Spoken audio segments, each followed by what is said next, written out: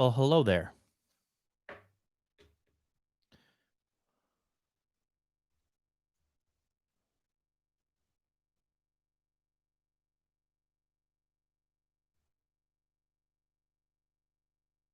Hey, Richard. Hey, Guy.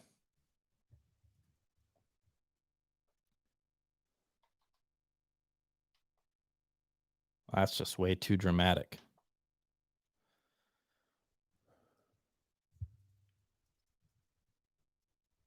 Give me a second here.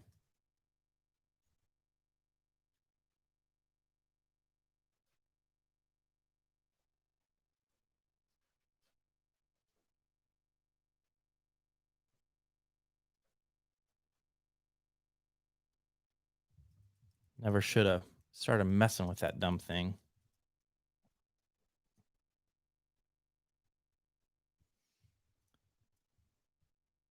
Oh, hood is jacking things up. Well, good morning. Oh, it's good afternoon. Good afternoon, everyone.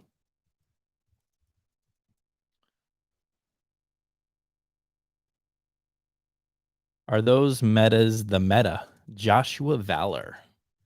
Mr. Valor. Are the metas beta? That's a dad joke if I ever heard one. Are the metas beta?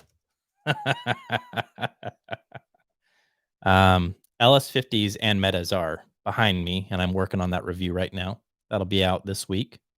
So stay tuned. Stay tuned. Hey, Ron, got an early question for you. Do you think it's possible for a multi-channel power amp to give high fidelity sound in a system versus just a 2-channel power amp? Absolutely. Sure. No problem. Yeah. Sure. Quick, easy answer. Yes, I do think that's possible for sure. Yeah, we got here in Arizona, we don't get rain much, and when we do, it's pretty exciting. So, getting some rain. It's rainy outside, which is awesome. Mr. Valor knows a thing or two about rain. I think it rains over in his neck of the woods every now and then. I'm gonna post his address in the chat here so you guys can track him down. I would not do that. I would not do that. Hey, Ron, watched your speaker setup video, which was helpful. I can get a good soundstage, but it's not holographic. Okay. What tweaks do you make to get holographic soundstage? Greg, if you followed lots, you should certainly have, depending on your definition of holographic, you should have a holographic soundstage. Mr. Valor, thank you so much. I appreciate that. Very kind of you. Greg, what is your definition of holographic? I think that's a good place to start. Let me know what that is, and then we'll tackle it from there. What is your definition? So we can make sure mine is the same as yours.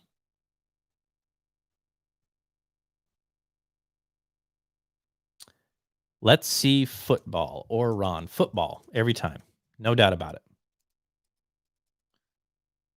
Ron, you have an hour until the football game is on. Do audiophiles watch football? What's wrong with you guys? What's wrong with you guys? What game? I know nothing about sports. I don't even know who's playing. Like, is it the Yankees versus the Jets, or what? What do we got going on today? Mr. Sean Murphy, one of the earliest, if not the earliest, subscribers of New Record Day. 47 degrees in Peoria, Arizona. It's about 45 minutes away from where I'm at right now. One of my best friends in the whole world. That man actually married me and my wife. He was the, what do you call it? Officiator? Pronouncer? I think I don't know if it's real. We might not be married. Who knows? We got a certificate in the mail, and it said by Microsoft in the bottom right hand corner, and I think it's legit. So pretty cool. Pretty cool. Pretty cool. Hey Ron, your professional opinion: Triangle Borea Bro 3 or the GR Research XLR? I think you mean XLS Encore. With crossover upgrade, I can't choose between the two. Between those two, I think the XLS Encore would spank the Bro 3s. Give them a good whopping. I think it's a no-brainer, especially if you're talking about with the crossover upgrade. It's not even close. So that is Lord of Ceremony. That was his official title, Lord of Ceremony. Is there such thing as mono soundstage? Yes, there is. I've heard it. I'm not a big fan of mono stuff, but I can appreciate some of those early Beach Boys stuff was in mono, and they were masters. Same with some of the early Beatles stuff, obviously. Um, the depth and the layering that you can get, from a mono recording is pretty amazing. Sure, you don't have, quite the reach, from left to right or on the horizontal plane, but yeah, soundstage in mono is a thing. My wife is bringing me coffee, and I'm excited about that. She just left to grab us some coffee. Robert, I'm a Steelers fan too. The end of the season was embarrassing. Let's see here. I have Parasound amps would replace. Wait, I have Parasound amps. Would replacing my Emotiva pre with a Parasound pre make a big difference? Steve, I doubt it would make a big difference. A lot of that's going to depend on the voicing of the preamp. I'm not real familiar with Emotiva, but I am pretty familiar with Parasound, and I find their preamps to be pretty balanced, pretty neutral. So as long as Emotiva is playing the same game, then I wouldn't expect there to be a huge change, a huge difference. I don't think so. I'm not buying it. Love the Concept 500 review and that you finally found something to recommend in similar price tag to Open Baffle. Now I want them. I can't blame you there, Rick. They're amazing. This is one of those speakers that early on, about 5 to 10 minutes in, I thought to myself, we got a unicorn. Finally, we got a unicorn on our hands. And, the amount of effort and work that Q Acoustics has done to tackle those resonances, it's astonishing. And when you crank up the music and all you hear is just this beautiful stage and you don't have all this, resonance going on along with it, it's pretty impressive. It really is. Scott, thank you so much. I appreciate that. 7 p.m. here in Scotland and -1 degrees, -1 Celsius, so 30 degrees. That's crazy, Mark. Don't go outside. Terrible idea. Just got the Denafrips Athena preamp, highly recommended. That's great to know. Yeah, I like everything that I've heard from Denafrips so far. I've been a pretty big fan of. I think it's great. Ron, are you near Fort Huachakua? I can't even pronounce that, Rick. No, I don't think I am. But since I can't pronounce that, it's possible. Might be right next door for all I know. I have no clue. I don't know. I'm in Arizona, Mesa area. All right. Let's just take a look here. Do you still recommend the Meze 99 or is there any other option out there? I think the Meze 99s are a terrible headphone and I would never ever wear those or use those in any situation. They're great. I love them. They're fantastic. I think they're at their asking price. I think they're one of the better sounding closed back headphones out there. You have decent isolation, from noises around you. And I find them to be really balanced, a very balanced sounding headphone, kind of a jack of all trades. So that's my thoughts. Love them. Thanks, Ron. Appreciate what you do. Thank you. I appreciate you watching my videos. Ron, you have a chance to listen to the Head Type 20? No, I have not. I don't even know what that is. I really think they're onto something special. Send me an email if you don't mind about that Head Type 20. Just link the manufacturer so I can do some research and figure out what the heck is going on.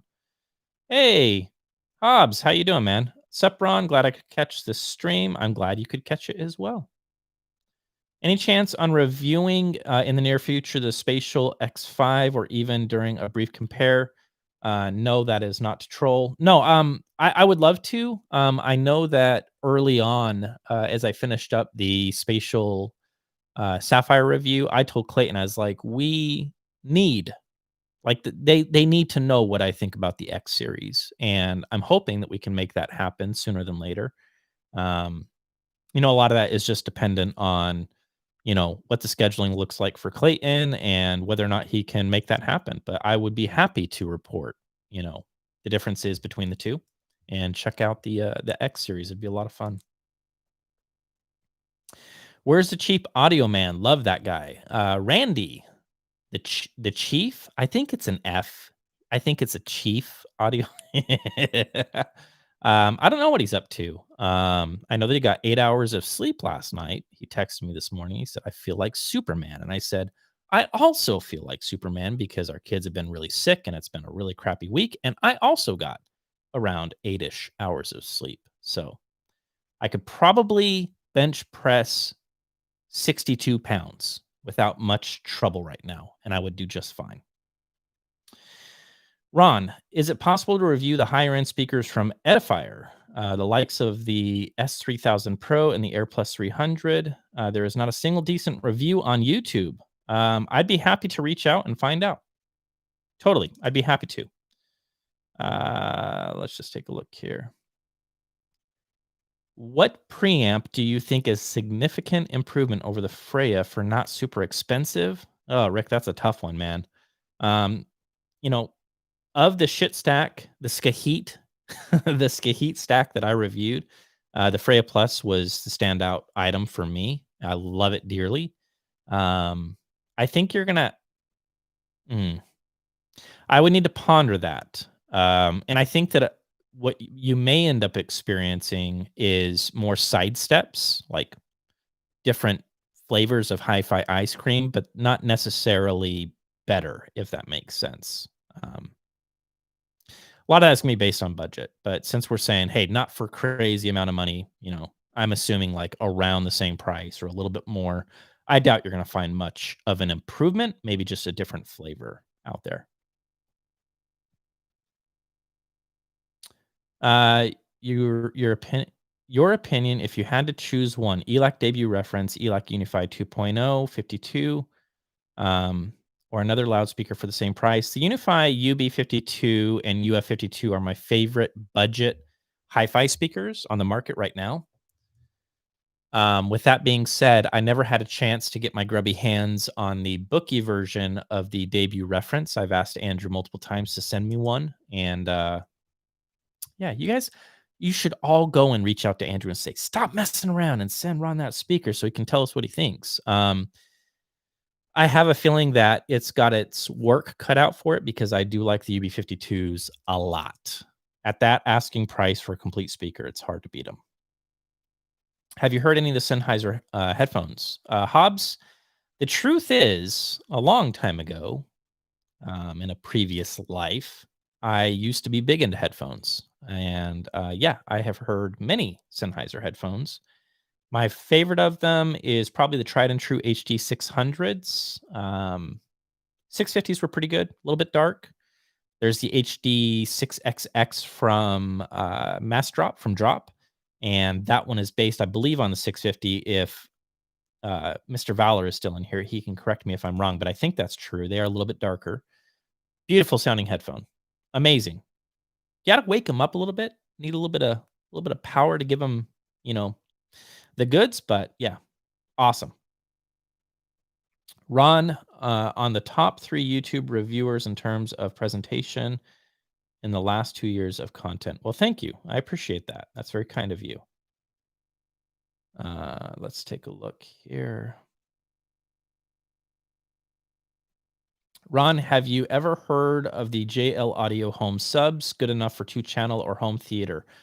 I have heard the Fathoms, and that was like at different shops and things like that, and I was very impressed. I think they're very, very, very good sounding subwoofers, and I don't think you would be making a mistake if you go with JL Audio by any stretch. I think they're very good sounding subs. Thanks, Ron. Have you ever heard the Spender 4-5 versus Harbeth P3 ESR? Heard the Spender 4.5 on Saturday, and it was shocked at sound coming out of the shoebox size cabinet. I haven't spent any time with any Spendor speakers. Spendor, if you're listening, let's change that. I would be happy to review your products. So, I don't know. I can't comment. Harvest P3 ESR is a nice sounding speaker. It is rather limited in its capabilities and what it's able to cover in terms of the frequency spectrum. But if you are big on the human voice and vocals, the Harvest P3 ESR does some pretty fascinating things, in my humble opinion. It's like macaroni and cheese, like literally like Kraft macaroni and cheese. It's like everybody likes it. And if you don't, then there is something wrong with you. That's what a P3 ESR is. It's not perfect, but it's good. It's wholesome. Hey Ron, still enjoying that Holospring beauty? My goodness sakes, yes, I am. That is the DAC right there. And because of a really cool viewer, subscriber of New Record Day, if you look above, that's a Spring DAC and that's a Singster box. And guess what I'm doing? I'm comparing these two. And I'm going to tell you guys whether or not it's worth it to go from here to here. I can't wait to really sink my teeth into that and start figuring that out. It's a lot to unpack. One thing that I'm frustrated right off the bat, if you're interested, is this is about 5 dB, 6 dB louder than this. And I hate that. I dislike that right out of the gate. Output stage difference. And so having to compare, I'm always having to get that volume exactly the same. Otherwise, it's just too hard to tell. All right. Cheeth Automan. I think, Hobbs, I think that's it. Nailed it. Cheeth Automan, I think is the actual, yeah, Randy. Any turntable reviews? Yes, we do have some turntable reviews coming. Hey, babe. Thank you so much. Coffee, elixir of life. Caramel macchiato. Tried and true. Can't go wrong with it. All right, let's take a look here.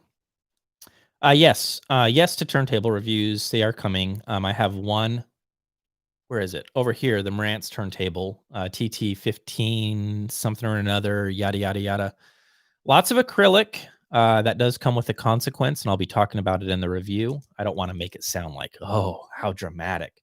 But there is a consequence to all acrylic, and we'll chat about it. But it's a nice option out there. It's just going to give you a particular flavor of hi-fi ice cream, and if you like that, then go for it.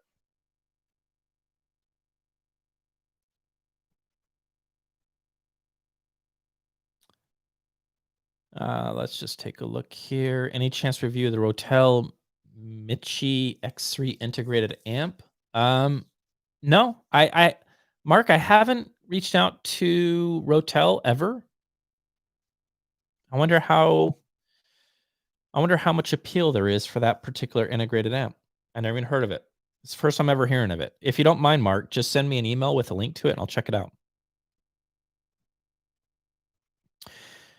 Please test Paradigm Atom SE. I've had a couple of requests for that, and I'm working on that. Hopefully, Safe and Sound can make it happen. I know that they are a Paradigm dealer, so if I can make that happen, that'd be great. When will you review any of the B&W 800D3 series? Hopefully soon, sooner than later, because of the acquisition of B&W Sound United. I already work with Sound United, and I think I can make that happen. I reached out to Paul from Sound United, and he was saying, "Hey, after holidays, let's make that work." So it's after holidays. What the heck, Paul? Send me some speakers. What's wrong with you? Ooh, that's hot. That's good. Jeremy, good morning, my friend. Hola. No rain my side since early this morning. Happy conference championship Sunday. Go Bills. I don't know who the Bills are. I think there's a baseball game starting here soon for those that care about baseball or bowling. I'm not sure which one. Are you going to review Abyss Sound amplifiers? Real hi-fi help. Real hi-fi help. I've seen your channel. It's an interesting take what you do, by the way. If you're not subscribed to Real Hi-Fi Help, what he does is really fascinating. He basically watches other YouTube reviewers' reviews and then gives commentary on it, which is kind of interesting. It's cool to have like a different take on our stuff. So if you're referring to Abyss in terms of the crazy headphones, yes. The answer is yes. I'm going to make that happen. If that's who you're referring to, I don't know, of an Abyss Sound amplifier company. If that's a separate thing, then please, Real Hi-Fi Help, let me know. New subscriber, really appreciate you. Where can I find discussion about high frequency extension / air?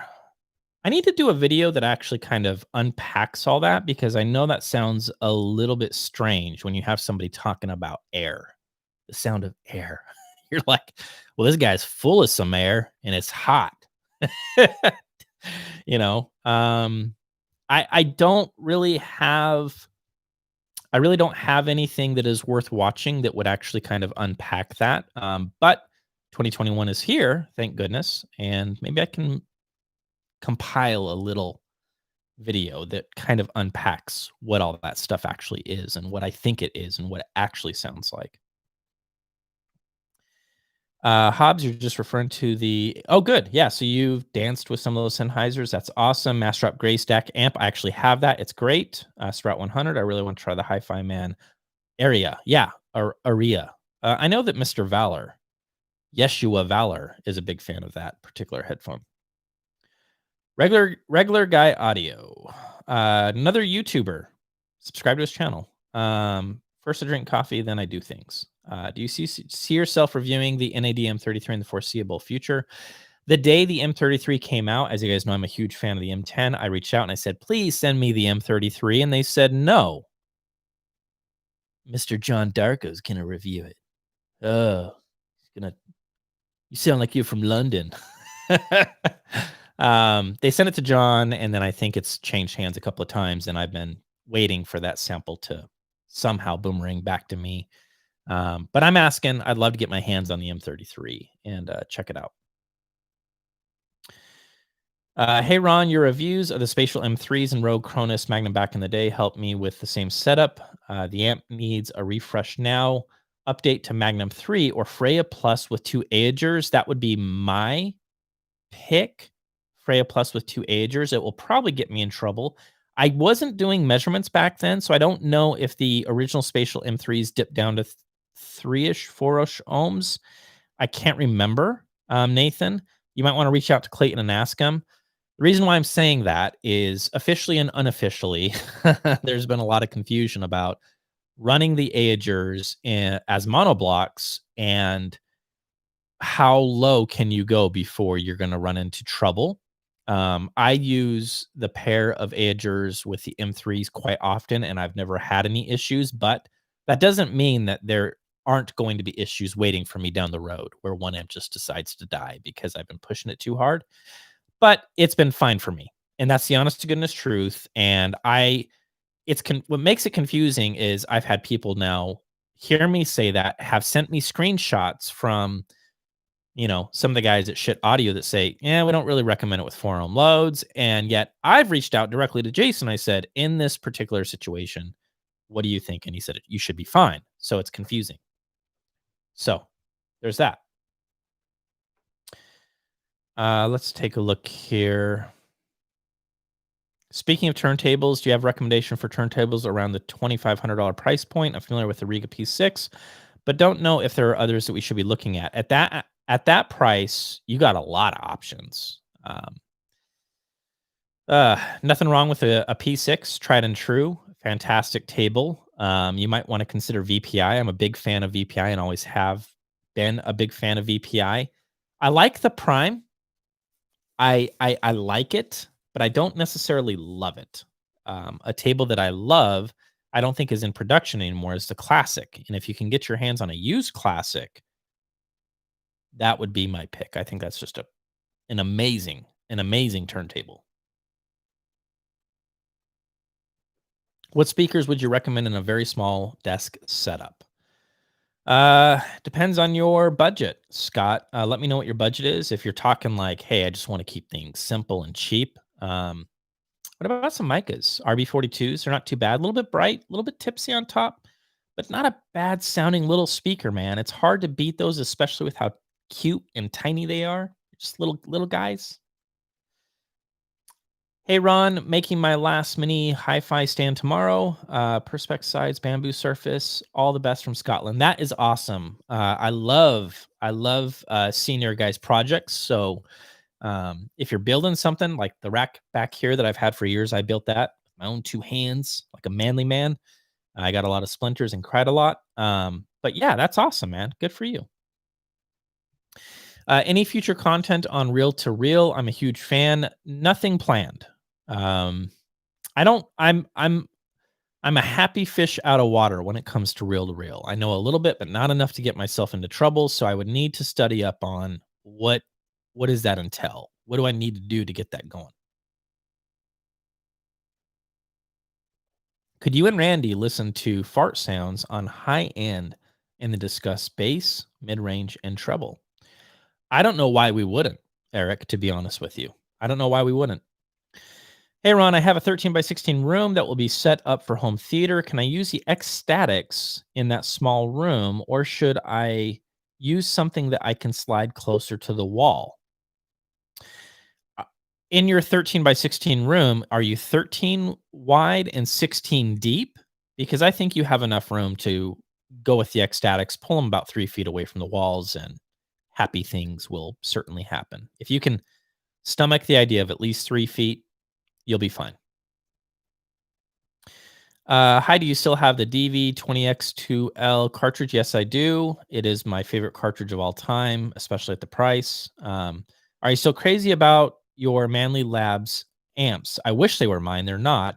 Or has a new toy thing gone away? No. They're down here, and Ivana Manley has not asked for them back. I'm hoping she forgot that I exist, or I'm hoping she forgot that those exist. Why did I say it on a live stream? That's stupid. That was dumb. That wasn't a good idea. Yeah, they're still here, and I love them to death. They are truly my, as I said, deserted island amplifiers. They're great. They're amazing.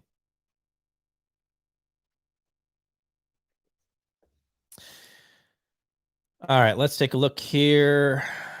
Hobbs is jumping in with the gospel. He says, "Yek Statics needs some space for open baffle mid range, at least 3 feet, but more is better." Hobbs is absolutely correct. 3 feet would be the minimum.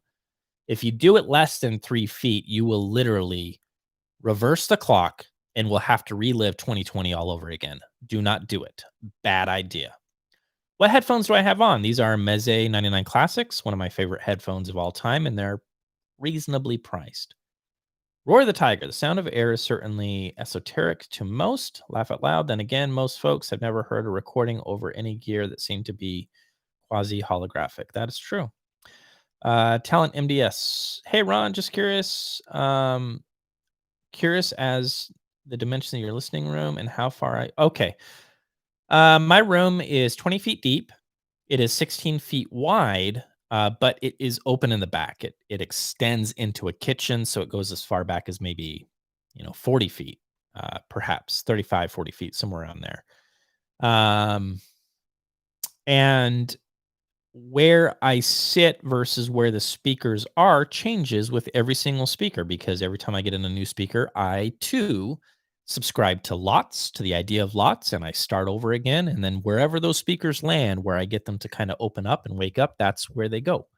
So it's different for every single speaker. Not always the same.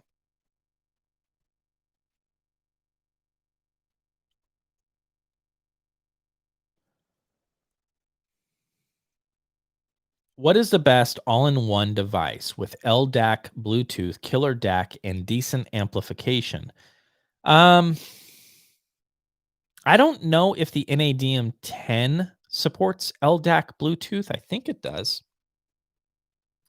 I think the M10 is probably my favorite future-proof integrated amplifier on the market. I think it's just a Swiss Army knife of really cool things that you can do with it. So that would be my recommendation.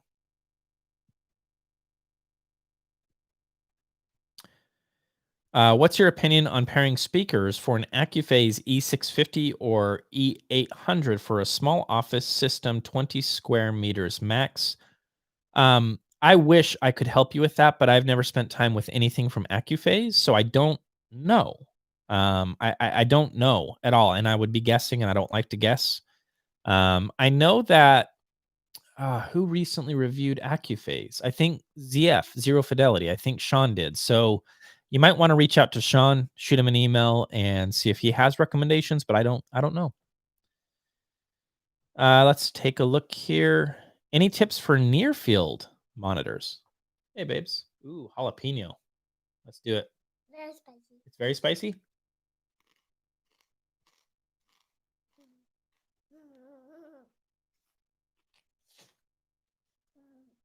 Oh, it is. Okay. All right. We're gonna pickle those because they're probably a little bit too spicy fresh. Ooh. Okay. That woke me up. Better than coffee.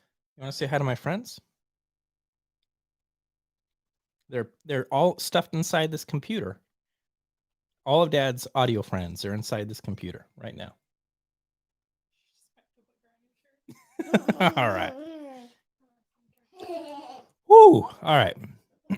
Any tips for near field monitors? Yeah, I have a lot of tips. Tom, what are you? Let's be more specific. Like what near field monitors you should buy? Is that what you're asking? If that's the case, I'm trying to think here. Oh my goodness sakes, that jalapeno was seriously hot. Whew. What is the name of the company, guys? Help me. It's right at the tip of my tongue. It's ex-JBL guys that started their own company and they're doing monitors. I forget the name of it, and I know somebody is going to be like, I know who Ron is thinking of, and they're going to say it. That would be a company that you might want to consider. Let's just take a look here. I can't wait to get my kit from Danny to replace the damaged AV123 X static I had to give up. Very cool. Ron, any brands of sound treatment that is decorative that looks good in the living area? Thank you. GIK Acoustics. I like their impression series. I think that they look really nice. You have these different patterns that you can. It's like a plate that goes over the acoustic panel that looks nice. They sell that as diffusion, and that's just marketing. No, it's not. It's not really. I mean, it is diffusing things, but it's not diffusing in a way that you would think like, I got some diffusers. No, not really. It does break up the sound a little bit and scatter some stuff around, but diffusers are a completely different ball of wax. Hey Ron, do you still plan on reviewing the Marantz TT15S1? Yes, we were just talking about it. Any plans to include more analog front end reviews in the future? Yes. Yes to both of those. That is the plan. It is a new record day after all, and it's been a while since I've been doing some analog stuff, and I'd love to get back into that and check it out. So yeah, for sure. I got a super chat down here. Ivika, thank you so much. I appreciate that. That is incredibly kind. Really means a lot to me. What would be your power amp recommendation for Klipsch RP Home Theater 5.1? You could probably get away with anything. I mean, while we all know that the sensitivity of Klipsch is something. No, Ron, no, no, don't do it. They're pretty sensitive speakers, so they're not hard to drive. So anything would be a good option, to be honest with you. It doesn't. Yeah. Okay. Were you referring to air between the performers and the soundstage? Were you referring to air between the performers and the soundstage? Somebody was asking about air earlier, and I think that's what they were asking. So, doing fine. Are you building a new X-Static kit? Oh, Jeremy, you're talking to somebody else. I think you're talking to Hobbs. Oh, very cool. Yeah, Hobbs and Jeremy are talking. Okay. Trey Horn, howdy. Trey, a longtime subscriber, really good friend of mine, always reaches out, sends me cool music, really cool guy.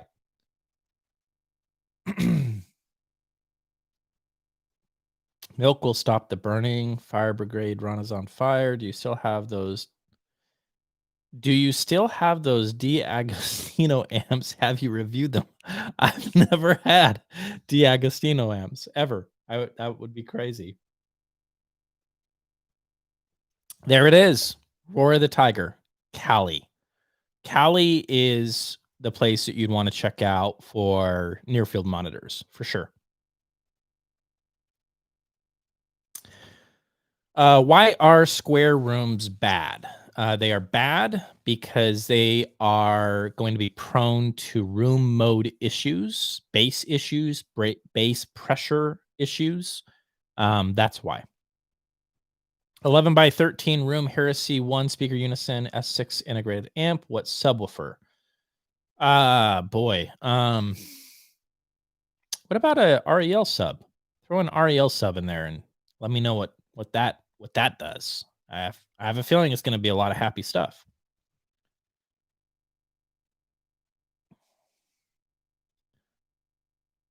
Paradigm speaker. Mark is asking, hey Ron, Mark from Sweden. Hello, Mark from Sweden.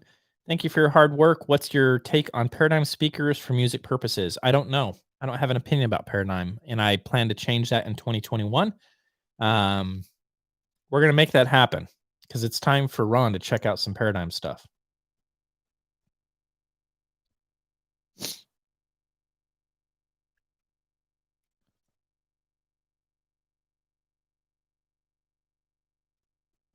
Ron, please review the Ecstatics. Jeremy, who is local to here, has a pair of Ecstatics, and he's already offered them up to me. Obviously, with this whole COVID thing, that makes things a little bit complex, but that will happen eventually. It will, I promise. What are your thoughts on equal length speaker wires and using RG6 cable for subwoofers? I go back and forth on the equal length speaker wires. I've tried both. I've had different over the years. I've tried everything, and I think that I'm the kind of neurotic weirdo that would just not sleep well knowing that one cable is longer than the other. It's so stupid. Like that is actually that's it. Like I would be just laying in bed looking up at the ceiling and Sarah would be like, "Honey, what's wrong? Everything okay?" I'm just worried about speaker cables, babe. Go back to bed. That's what it would be. That's that's what it would be. What's your favorite cartridge? My favorite cartridge over the years is my tried and true Dynavector 20X2L. Great. It was an amazing cartridge at $850 when I got it. I think it's above that price point now, which is a shame. I think it's around $1,100 or somewhere around there. But yeah. Any thoughts or plans to build on Audio Note DAC? Maybe, Jeff. I would be interested to check out some Audio Note stuff, but nothing in the works right now.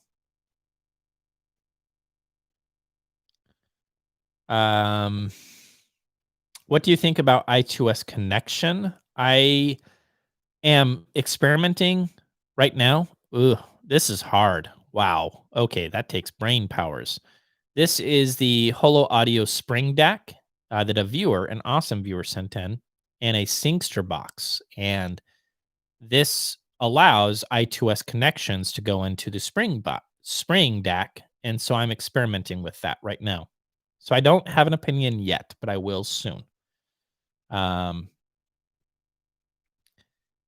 Any chance to see some studio monitor versus hi-fi comparison videos? Probably not, to be honest with you.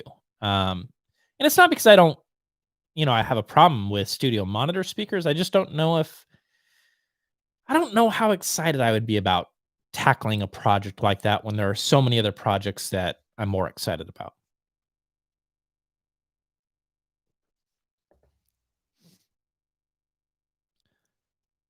Laugh out loud. I confuse you with another reviewer, but don't you have those amps that use capacitive storage voltage? I don't know if I don't know. I think you still have me telling MDS, I don't know what you're talking about, bro. I don't know what you're talking about. I think you're just making up words. Stop doing that. It's crazy.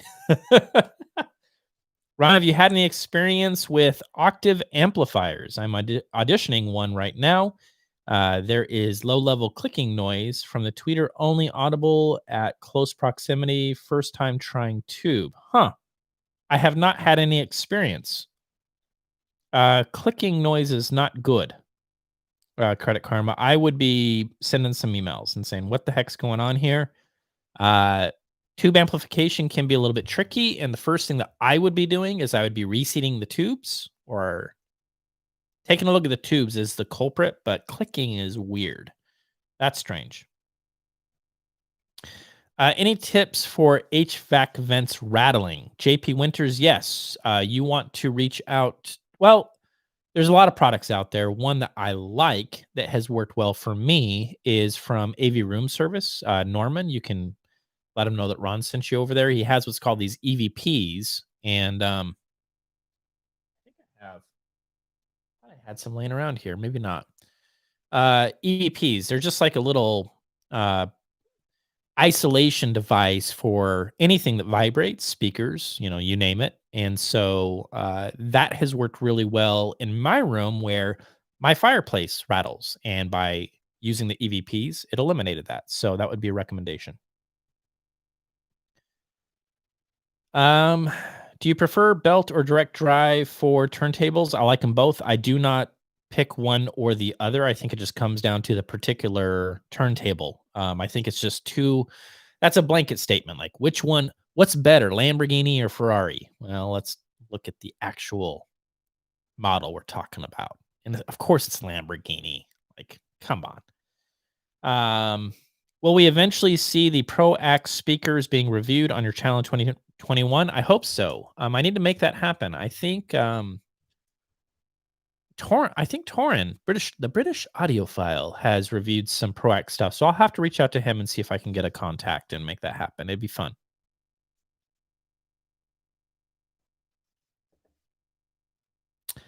Very interesting I2S connection. Rune endpoint 2. Yes, I do use Rune for finding music, essentially. I have Tidal and Qobuz connected to it. And then if I find something that I love, I buy the CD, I rip the CD, and then I listen to the CD because it sounds better.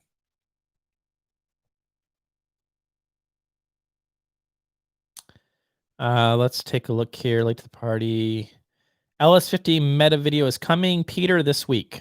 I'm working on it right now. I'm just working through my thoughts and kind of get an idea of how I want to tackle it. I think I'm just going to do a complete showdown, a battle between the two, and just in the end tell you which one is the winner and why. Or if the LS50 metas are worth it. I'm not sure. I'll do something that gets me in trouble with Kef. I promise you that. What do you think of the Riga Planar 3 turntable? I love it. I love the excuse me, guys. The P3 is an awesome turntable. Really great value and a great sounding table. You get a nice card on there and you're going to be kicking some ace. Ron, any reviews coming on the Yamaha WX50 or WXA50? No. WXC50? No. But I could make that happen. Thank you for asking. I do have a contact with Yamaha, so I could potentially make that happen. I'll have to, if you don't mind, send me an email, run at New Record Day, and remind me, and I'll reach out and see if I can make that happen. I swear you mentioned that when you were at Danny's house in a setup. Oh, you're talking about battery powered stuff. Yes, Talent MDS. I'm trekking with you. I have an entire stack of DAD audio gear that I've been collecting for me, meaning pieces that I am going to own. With Gary passing away and DAD audio not being really a thing anymore, I don't know how much time I'm going to invest in reviewing those products, but I will certainly do a video that pays tribute to Gary and the work that he did with those products. I have currently I have 2 DAD audio preamps. I have a DAD audio powered DAC. I have a DAD audio phono stage, and then I have a DAD audio power amp with EL 84s. A couple of the pieces are being fixed. Hopefully, Jeremy will eventually watch this. Jeremy, fix them. Fix them, please, please. So yeah, that's what you're referring to. Whoa, I almost had a seizure there. Okay, you have reviewed the Mag 0.7s. Any plans for larger Magnapan reviews and what to power them with? I don't know. Maybe. I mean, I who doesn't like Maggies? Who doesn't? They're nice. Yeah, John just mentioned swap the valves around each channel to see if the clicking goes away or if the clicking goes from one channel to another. That's a great idea, John. I would highly recommend doing that. Let's just take a look here. It is justified to purchase for turntable a preamp phono like Cambridge Audio Alvo Duo if I have an Onkyo A9030 amplifier with preamp built in. Yes, Robert, it is. A lot of the built-in phonos in integrated amplifiers, like home theater type amp, look, they might be good, but having a dedicated phono amp usually opens the door for better. Usually. A lot of the times that has been my experience. Do all amplifiers have a slight hum? No. No. I mean, w- boy, that's boy. Every technician, engineer on the planet is like, yeah, they do. Ron, what are you talking about? What is a slight hum? That would be my question. What do you mean like a slight hum? Um, why do ripped files off a CD sound better than the CD on the same rig? Ooh, Matt, that is a burning question. Um, I think there's a lot of things that we don't quite understand about ripping a CD. And I would like to believe that even the ripping of the CD might give you different results than what was originally on the CD. And so that ripping procedure, I think, is probably going to be rather important. Error corrections, things of that nature. And I have experienced that perhaps not all ripping softwares are the same. And what you end up with is not the same because of that ripping sequence. And there's going to be a lot of folks that think I'm crazy for saying that, and that's okay. Any speaker cables or interconnects reviews? I've avoided it for a long time, and it's not because I don't think that cables make a difference. I do believe I'm one of those clowns that think cables can make a difference. And a lot of that, it's like this. I'm gonna tell you something straight from my heart. We're gonna get straight from the heart from Ron. I want to help people get the most out of their system first for free. That's why I put so much effort into lots. It's the reason why I mention it all of the time, because if I can get you there, then all of these other things that we talk about, they'll be a lot easier to understand. Because if I'm sitting here talking about some of the key differences in the time domain and harmonic overtones and the list goes on and you have speakers that are slammed up against the wall, you're going to be like, what is this guy rambling about? But I can promise you this, and this is not like this is coming from a place of humility, that if you just listened to me once and you tried lots, you might go, what? What?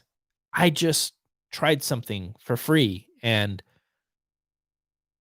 I'm hearing some extension here that I've never heard before. And I'm hearing the decay of this room and something bouncing off a wall, but I don't have a wall there. Is that you start unraveling the things in the recordings that I've been hearing. And then I think it would be appropriate to start talking about cables and tweaks and other things. But let's do the big stuff first.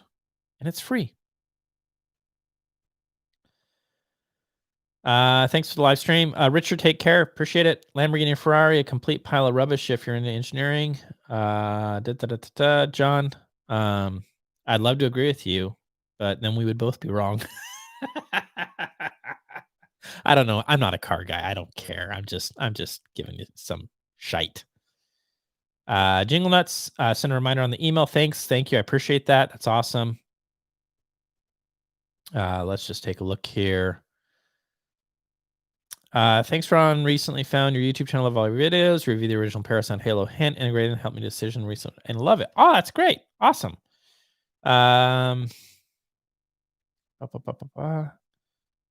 Any chance to review a fine audio F702? Not right now, Alan. I don't have any plans for that. If you want to send me a reminder, I'm happy to reach out and ask. No problem.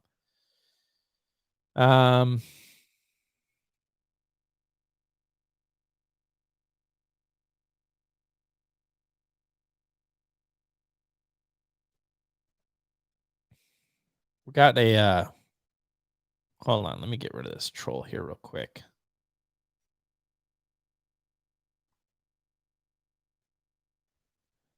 Joshua Valor just messaged me, asked me if I still have the hi-fi hip DAC. Yes, I do. Yes, cables can. Any headphone associated headphone DAC reviews? Yes, I do have some, even some IEMs up there. Boop. Yeah, I'm gonna start sprinkling in some. Here's the idea. If something can be reviewed quickly, if it doesn't need to be the typical Lord of the Rings saga from New Record Day, and I can just tell you whether or not these IEMs suck or if you should get them, I think I want to start doing that. Like, can I do a quick, just down and dirty, boom, boom, boom, boom, boom, boom, boom, bullet points? Here you go. Run along. I think I want to do that, and I think that some of these affordable IEMs is a good place to start, along with even headphone amplifiers. So we'll see. It'll probably be a giant mess, and it will probably be another Lord of the Rings saga, but we'll see. When did Gary passed away? How did he? I don't know what that is talking about. Who listens to headphones? Who listens to headphones? Headphones suck. Oh my goodness. Oh my goodness sakes. Ron, you need to trademark lots like yesterday, analytically genius. Thank you. I appreciate that. I don't know how, but I should.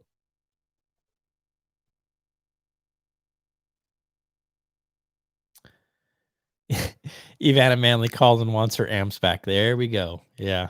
That is so funny. Oh, did I just catch up for the first time in New Record Day history? I'm caught up with your guys' comments. I'm going to drink some coffee.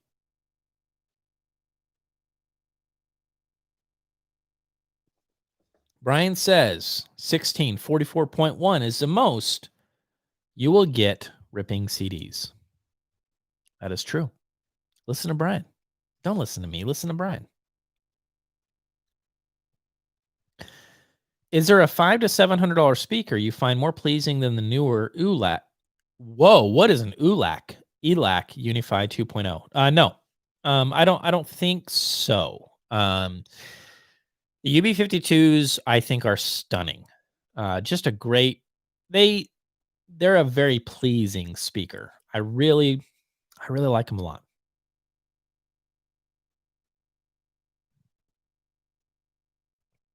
Ron, did you hear the ELAC B6.2 after the upgrades worth the investment? I don't know. I haven't heard. An upgraded 6.2. I assume you're talking about Danny from GR. I haven't heard any of those, so I don't know. I'm not sure. Let's just take a look here. Can you push to $1,000, Ron? Sure. Yes. Whatever that means. Yes, I can. Why not? We're crazy over here at NRD. Ron, let me just take a look here.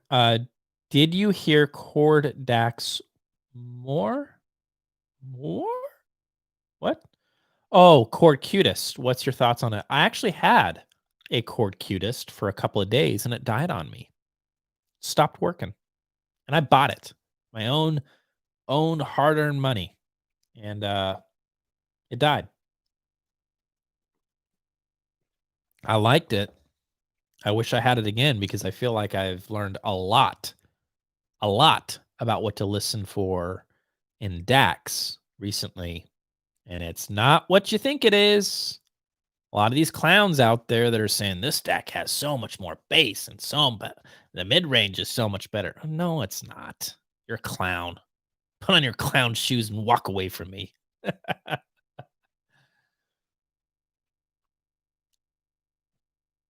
All right, let's take a look here.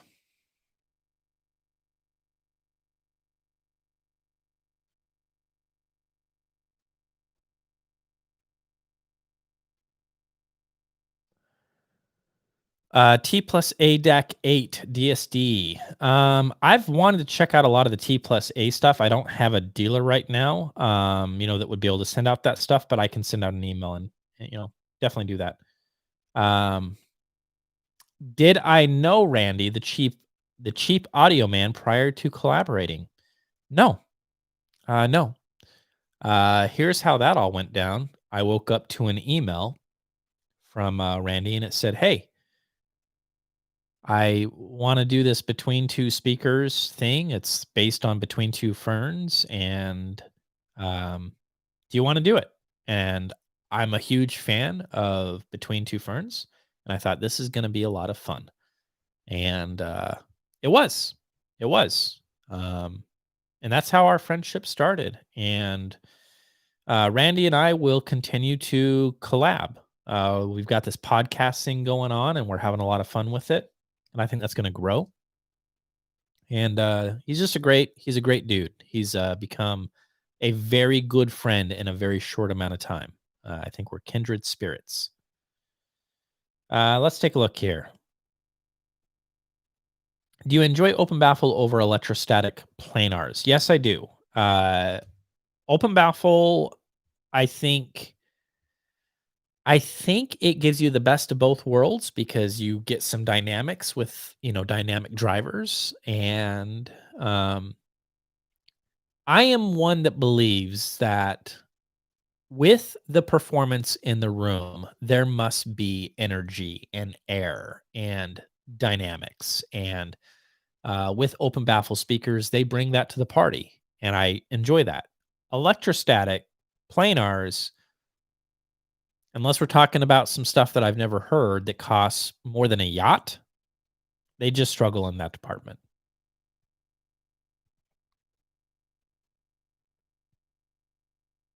Have you heard the Pontus by Denafrips? No, I have not. Um, why haven't you reviewed any Macintosh gear lately? There's no specific reason. I could reach out to Macintosh and check out something. If you guys have an idea of what you would want me to review, let me know. I'm happy to.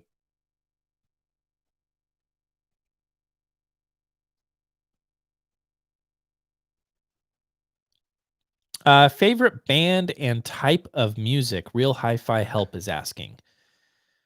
Uh, my favorite band of all time is Pearl Jam. Pearl Jam was one of those bands that it was just at that moment in time that I needed that band. And yeah, I can't say that I necessarily love all their stuff that they put out, but Pearl Jam has probably been my favorite band.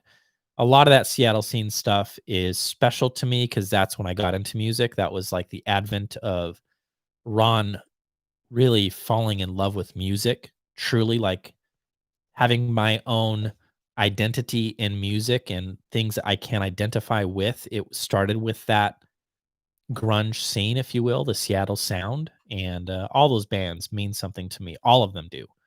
Um, so from that, I started working backwards, and I started working into the greats and all the stuff that inspired those bands, and um, listen to a lot of classic rock. Pink Floyd is played heavily in this household for a good reason.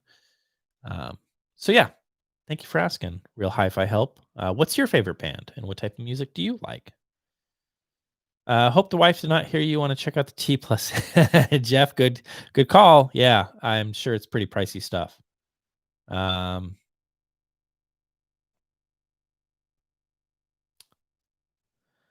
how about a recommendation for a DAC to use with the Clip Sharpie 600Ms? I'll be using a Deckware tube amp. Oh boy. uh Fume twice. Give me more information. What are you looking for and what's your budget? And then I could just, you know what, I could just say, just get the Maydac. Well, do you have 5 grand to drop on a DAC? Because it's the best DAC I've ever heard. It really is. The new cheap preamp by Mac. I've heard something about this, and I don't know much about it, but I've heard something about it. Um, I'd be down. I'll see if I can make that happen.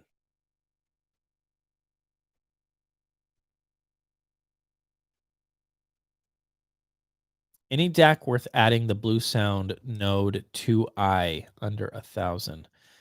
Um, I thought that the Blue Sound Node 2i had a built-in DAC. Does it not? I don't know how good the DAC is. I don't know anything about that particular guy. But are you asking, is it worth it to upgrade the DAC? I don't know. I haven't spent time with the Blue Sound stuff, so I would need to start there.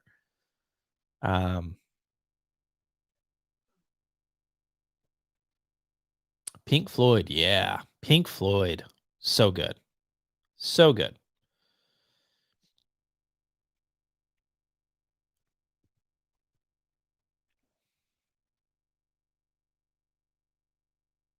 Around $1,000 for a DAC to use with the RP600Ms.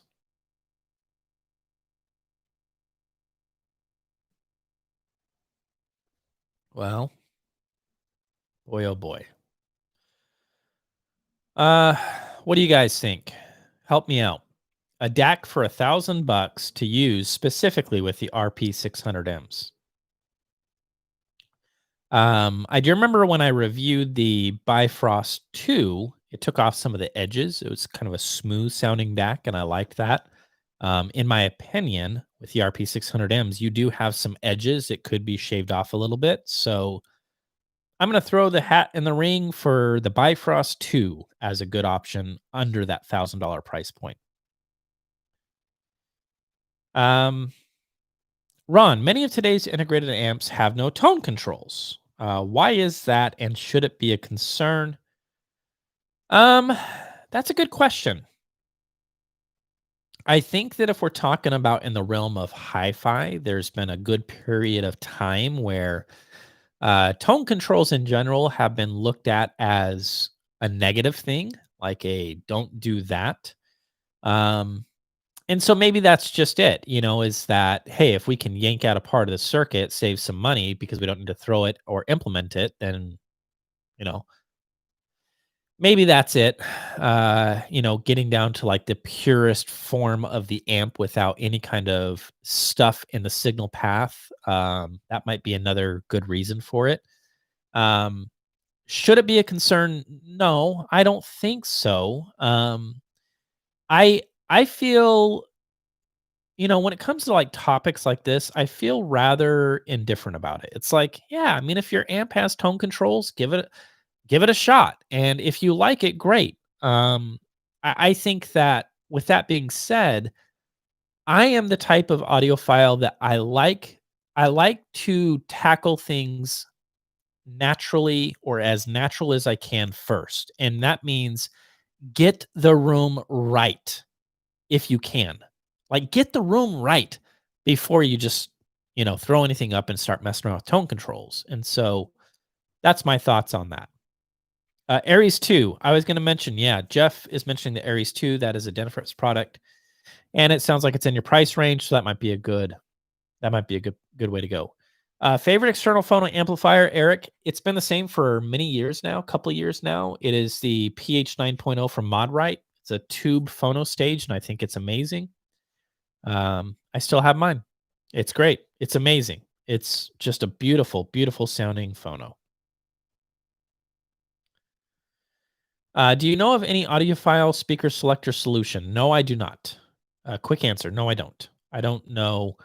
I mean, I know of speaker selector solutions, but I don't know anything that's been made that is over the top. Usually they're actually pretty affordable and kind of chintzy and cheap.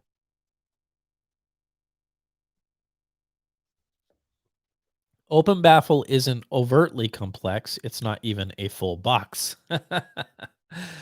um, yes and no. Creating great open baffle and knowing what you're doing with open baffle can be rather complex. It can be. But I see what you're saying. Um, in my opinion, Pink Floyd has some of the best sounding commercial recordings made. Reginald, I think you are correct. I think you and I would get along and make brownies together and eat the entire pan together. Let's take a look here. Ron, have you reviewed the Wharfdale Evo 4.2s? No, and I'm glad you brought up Wharfdale because that is another brand that I am going to try to check out here in the near future.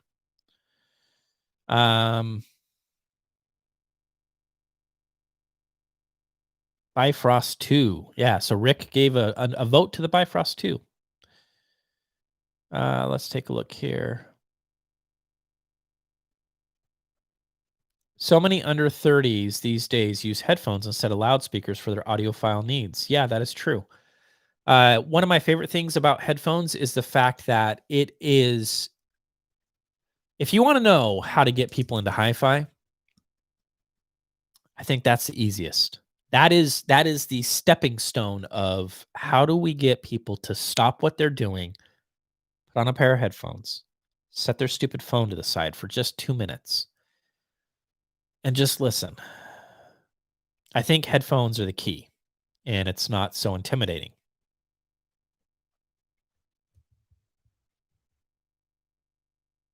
David Gilmour's solo work is good too. I agree with that.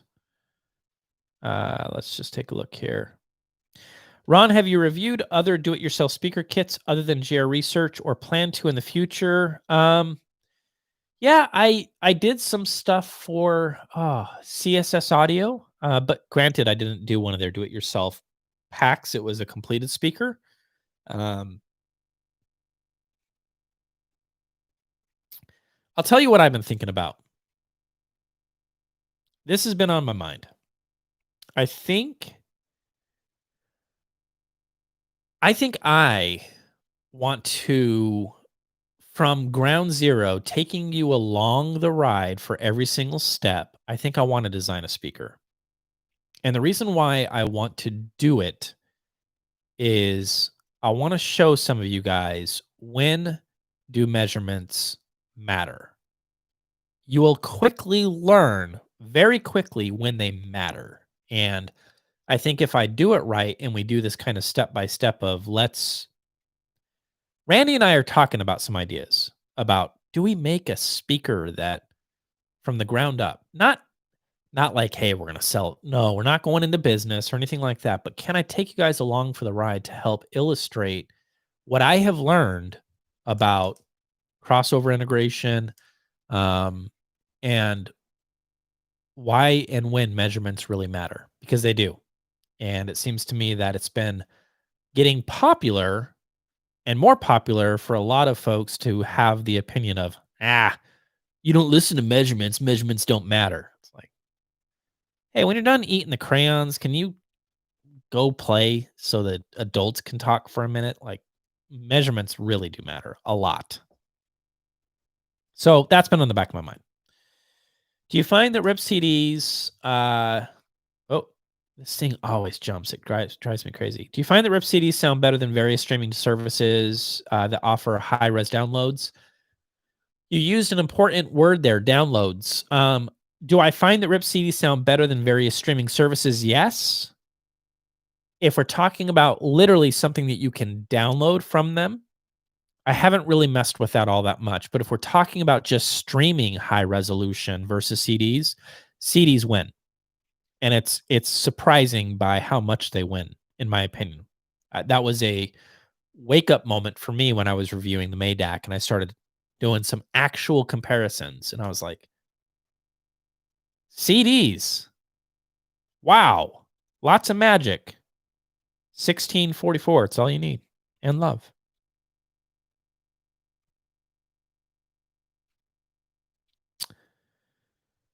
Let's just take a look here.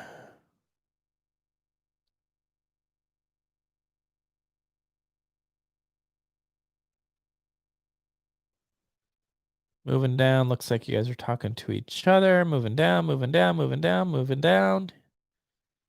Yes, yes, I agree. Do it, do it. I built a lot of stuff. Will humble you dang quick. Yeah. Yeah, and I agree with you. And I want to mention this isn't going to be like, hey, we're going to build a speaker that's going to destroy the industry because it's going to be so good. No, it's actually going to be more of an education as to what happens here as we build a speaker. Can we get it to sound decent? Um, oh, I'm caught up. Great, I'm caught up. Coffee time.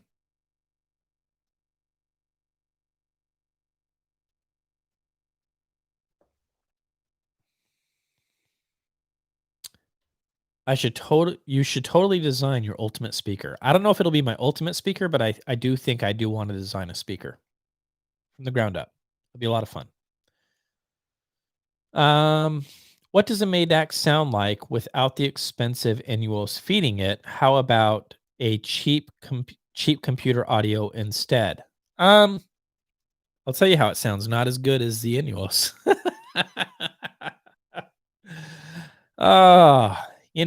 Here's the thing that I'm starting to grasp is that whatever you're feeding the DAC matters, and you're going to have to experiment. And I can't tell you that every single computer on planet Earth sounds like crud if you plug it into the Maydach, because that's not true. How could I possibly know that? I can tell you specifically my MacBook Pro that I'm using right now to talk to you guys and set all this stuff up, compared to the NUOS, it's not close. It's not even kind of close. So there's that specific example. And so you really have to be willing to experiment. And I think that the Maydach is certainly worth getting and plugging into anything that you possibly have right now. And if you need or you feel the need to change it out for something different, at least you have a way to play music. And it will be well worth it, because that thing is unbelievable.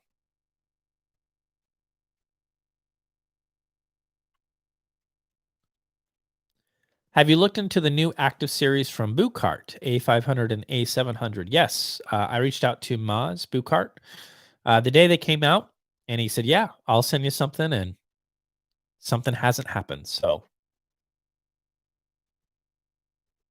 Maz, I'm waiting. I'm waiting to tell people not to buy your A500 and A700.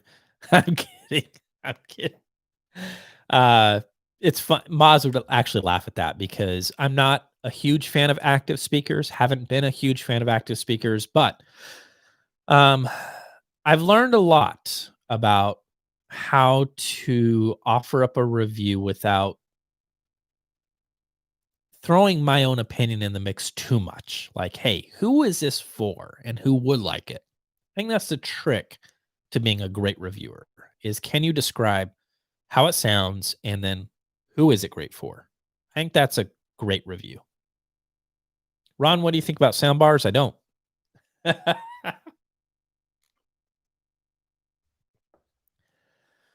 Does upgrading a power cord on a subwoofer make a difference? Try it and find out. That's my honest opinion. I'm not even being cheeky. Try it and find out for yourself. I don't know. I've had different experiences over the years, and you should just give it a go. Try it. See what you think. Get a power cord that you can return if it doesn't do anything for you. I offered to bring my 804 D3s over to Cheap Audio Man's place. He hasn't decided to review. I can't figure out why. Your thoughts? Oh my goodness sakes. If that, I don't know if that's just for a laugh, because that's funny. I would love to see Randy check out some big boy speakers like that and see what he thinks. It'd be interesting.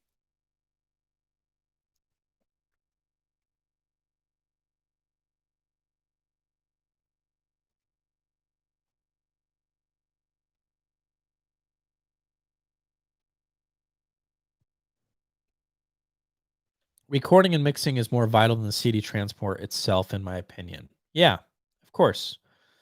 It all starts with that, right?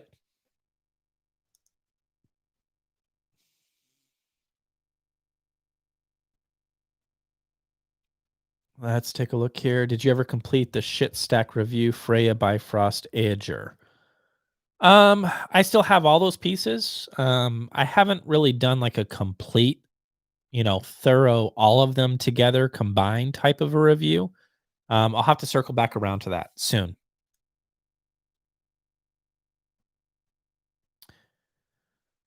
Coffee. What is your favorite coffee once a week coffee, not the regular morning everyday coffee? So this is, even Starbucks is a treat for us. We used to do coffee out, whether it was like BlackRock or Starbucks, like a couple of times a day. And uh, Sarah, my wife, she let me know at one point. She's like, "Hey, guess how much we spent on drinks for the last month?" And it was somewhere around $500. And I thought, okay, well, let's not do that anymore. And so we bought one of those espresso machines, little cups, and yeah, it's great. Fantastic. Love it. So that's what I drink literally daily is one of those little cup espresso machines. It's great. Little puck. 5-inch speakers better than 6-inch speakers in a small place. That is just a loaded question. I can't even begin to answer that because the question doesn't really make any sense. It's breaking my brain to even try to work through that. I'm sorry. I'm not trying to be rude, but um, it depends on the speaker. Which one is better for a small place? All right. I think it might be easier to get a do-it-yourself speaker to sound good compared to having it look great. Most of the do-it-yourself projects look like do-it-yourself. That can be a problem. Yeah. Yeah, that's true. Sure. I can understand that. Sure.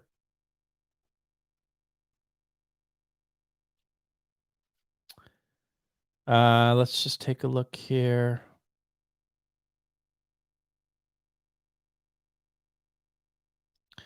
Yeah, I don't like vinyl. Frank James. Yeah, I don't like vinyl. Okay. Can you recommend a CD player under $2,000? I can recommend a lot of CD players under $2,000. That's my that is my answer. A lot. Many. Too many to we could do an entire episode on CD players under $2,000. One of my favorite, and I just recently mentioned this in the podcast that I do with Randy. One of my favorite CD players is a vintage CD player. It's a Denon DCD 1500. Old school, has kind of that 80s vibe because it was from the 80s. And you can pick them up on eBay for 150, 160 bucks. Just know that you're taking a risk that it might die tomorrow. You get it today, dies tomorrow. But yeah, I love that little CD player. It's great. Do you think that we're in the golden era or golden age of speakers? You can get a lot of performance for the money. I think so. I think that I mean, who's to say how things are gonna, progress here in speaker land? But I do think that now is probably one of the most exciting times for anybody to get into hi-fi. Um, there's just a lot of great options that won't break the bank. And so, yeah, sure. Ron, your thoughts on powered speakers? Not as I mentioned earlier in the video here. Not a huge, not a huge fan of active speakers. It's like, hey, here's these smart speakers. They come with all these cables and they got to tether together and power them up and all this crap you got to connect to it. And it's like, thought your speakers were smart. Why does it take so many cords to make it work then? I get grumpy, and a big part of that is obviously I subscribe to lots and I pull speakers way out into the room, and then I have like tripping hazards with active speakers, and that's not fun for anybody, especially when you have kids. And I don't leave speakers out, just like any other person out there that is like, I don't really have a dedicated listening room. It's our living room, it's our family room, it's where my family hangs out. And so when I'm done listening to music, guess what? Just like you guys, I gotta, you know, get these guns out and move some speakers around. And, you know, that's the day in the life with Ron. Recording room gear. Do you agree on that order of priority? Yes. That sounds great. That sounds great. What would be your two best budget amps for the ELAC DR62? You know, one budget amp that Randy and I have been talking about a lot lately, and it's got some warts. It's got some things that neither of us love about it, but gosh darn it, it sounds good. And I think it would be a good match with those ELACs is this little SVS sound base. Plasticky, comes with Play-Fi. Ugh, Play-Fi. The application I think could be better. I think the build quality could be better. I wish it had a remote that gave you all the functionality in it, but $500, you know, it's a good little amp. Budget amp. You could go the route of the Iota VX. It's going to be a bit more livelier on top. It's almost like going in a different direction than the SVS. SVS is more about power, heft, weight, dynamics, slam. Iota, more about top end clarity and some detail retrieval and things on top. If those two amps were combined together, they had a little kid, the Iota SVS sound base, it would be amazing. Ron, thanks for the great reviews. Thank you, James, for watching the reviews. I appreciate it. Any opinions on the shit Vidar amps? No, I haven't spent any time with the Vidar. I would love to, and I should make that happen. Let's take a look here.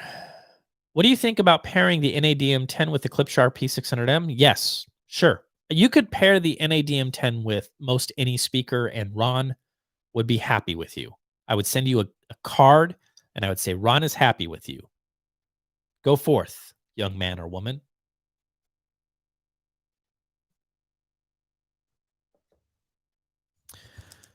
Who do you like more today, Tampa Bay or Green Bay?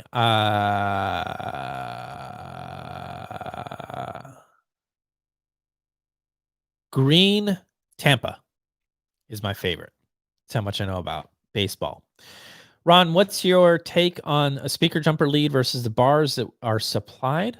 Well, speaker jumper lead. Speaker jumper lead versus, the little clips. I guess I really haven't thought about that all that much. I would like to think that using cable might yield better results than the clips, depending on if they're what they're made out of. I don't know. That's a slippery slope. I don't know. I don't have much of an opinion on that. I don't know. I haven't really thought it through. Let's take a look here. Yeah, copper beats steel. That's how I feel. That's how I feel. Yes.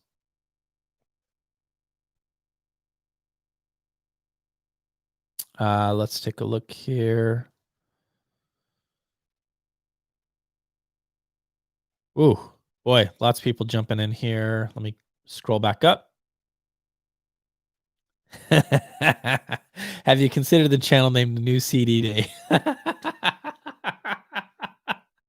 Oh, it's so true. It's so true. I gotta balance things out a little bit. So all the old school fans are like, okay. So he still likes records. That's nice to know, since the name is New Record Day. That's funny. That was funny. How much will the sound changing having the NX Auticas 2 feet off the back wall? If you do that, I will not send you a card. You're not going to get a card saying good job. Okay. If you wake up and your house has been TP'd, there's a 97% chance it was me. Do not do that. Do not get the NX Auticas and put them 2 feet away from the wall. I'm being very serious. It was me. 97% chance. Or Georgia. I had Georgia do it.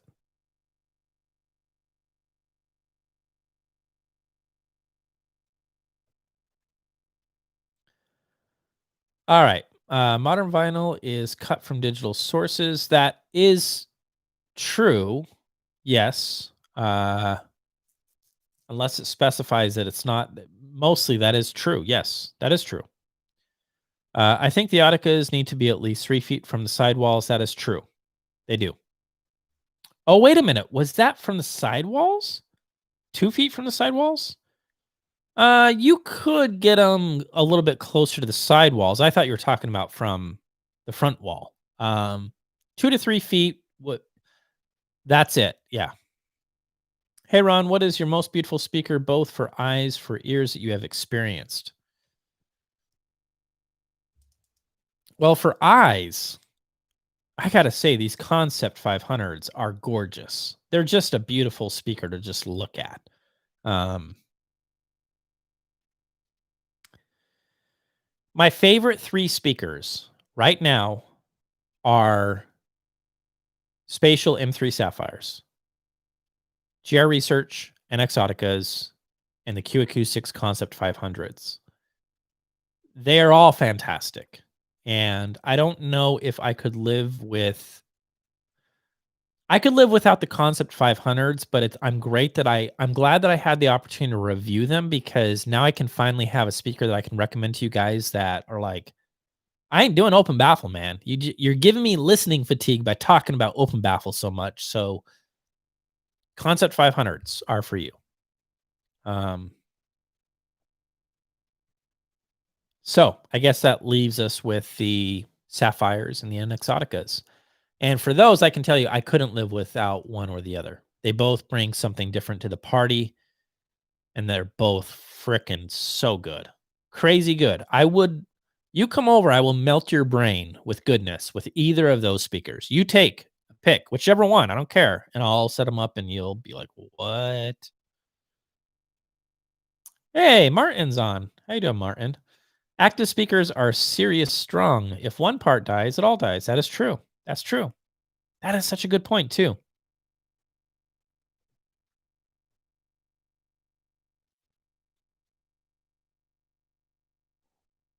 I hate Play-Fi on my SVS sound base. Bearded Monkey, Mr. Bearded Monkey, I don't love it. I think I feel your frustration. I don't love it.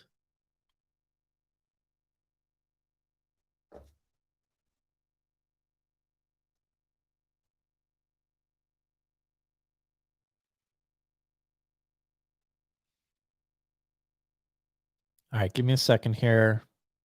I gotta figure out where I'm at. Okay, here we go. Ever heard the Swedish design speakers NO Audio? I think the philosophy and thinking is very much like Danny's. Mats, I'm not sure how to say your name. If you don't mind, send me an email, ron@newrecordday.com, and just leave a link to the company and I'll reach out to them. That sounds interesting.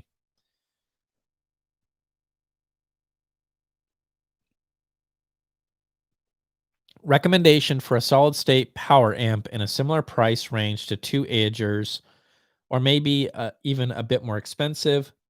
You need more power than the Aegers. What about... Oh, my battery pack is going to die on me. I think that's the end of the stream. I forgot to plug in my power. Hold on a second. Hold on.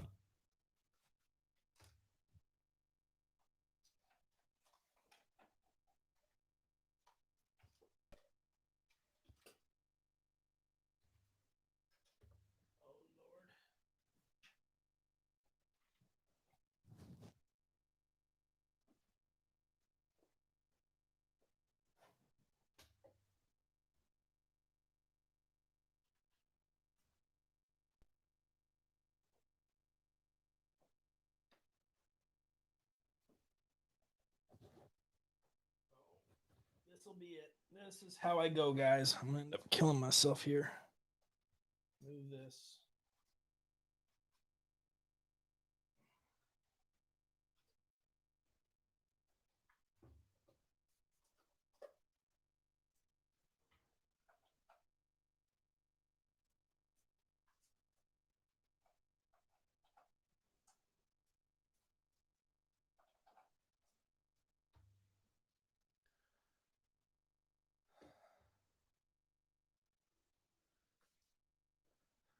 All right. I think we're safe.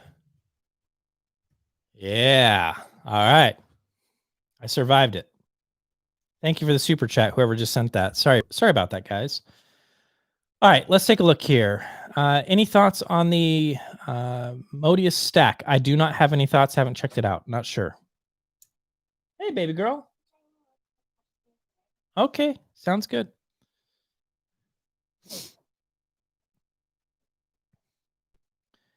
I have the Iota VX SA3 and PA3 power amp. Love them. Very punchy at 100 watts per channel. I agree. It's great little combo. It's killer.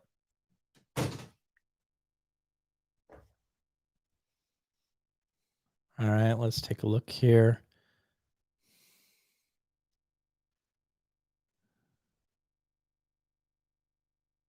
Oh my goodness sakes. Somebody just did a super chat for $50. Whoever that is, thank you. That is incredibly generous. Thank you. Thank you. Thank you. 4 feet out from the wall, you'll get a postcard stamp from Mesa, Arizona. Yes.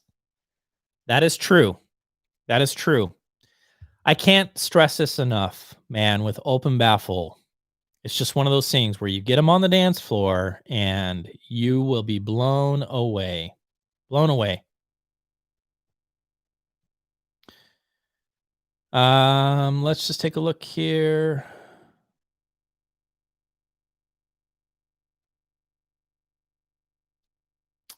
The 500s are $6,000 though. I know. They're expensive. I'm working with Q Acoustics now. I mean, they were happy with the review, and they should be. I mean, it was a very positive review, but now I want to go backwards and see how good can you do with a $2,000 budget or a $3,000 budget? Like, what can you do with that? And I'll report back and let you guys know.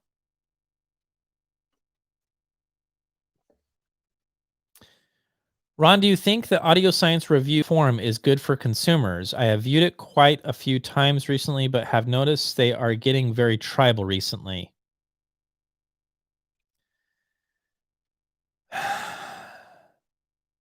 You know what I've learned about measurements? The biggest thing that I've learned about measurements is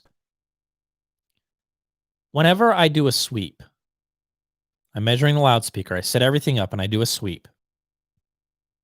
I have learned that the most important discipline is before you even look at the damn speaker, start rethinking your measurements, start rethinking the process,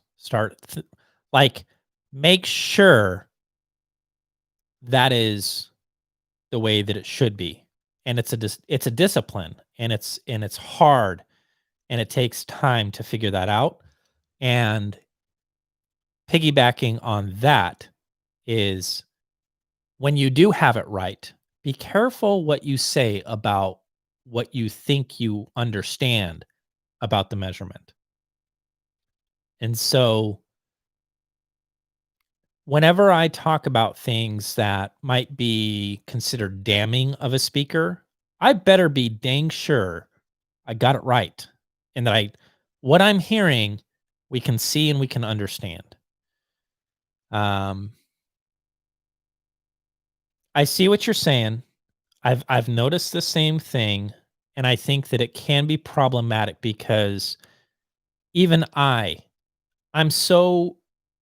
learned a lot about measurements, but I'm like at the ice cube sitting on top of the iceberg. There's just so much you need to understand. And when you're walking people through those measurements or just typing up a couple of different sentences and this speaker is no longer recommended and this sucks, then it's like, it's problematic because a lot of people don't understand what they're looking at. They need to slow down, take a deep breath. That's my thoughts. Kind of long-winded, but that's my thoughts. Ladies and gentlemen, I just wanted to let you know that the one and only Cheap Audio Man is here. We can all relax. We can all calm down. And no, this is not a pumpkin spice latte. It is a caramel. No. Yeah. What did I get? What drink is this? Caramel macchiato. Close. Thank you. Cheap Audio Man drinks coffee mixed with oil, like motor oil. Is what he's a manly man. Build strong muscles. Have you had a chance to audition the Spatial X5 yet? No, we were talking about that earlier in the chat, and I would love to check out the X series stuff. I'm going to have to reach out to Clayton again and say we need to make that happen because we got a lot of people asking. thank you for the super chat for the $15. Thanks for your videos. Thank you. Thank you so much. It means so much to me that you watch the videos. So thank you. I appreciate it. Dave G, audio science review is hard objectivists. If measurements overrule listening, then they're your guys. As for me, I encounter many audio products that measure well and sound terrible. So there you go. Different opinion.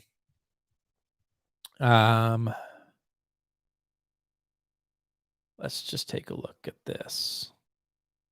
Ooh, Ron, thanks for your great video. Simple question. Old LS50 versus Klipsch RP600M. Two totally different experiences.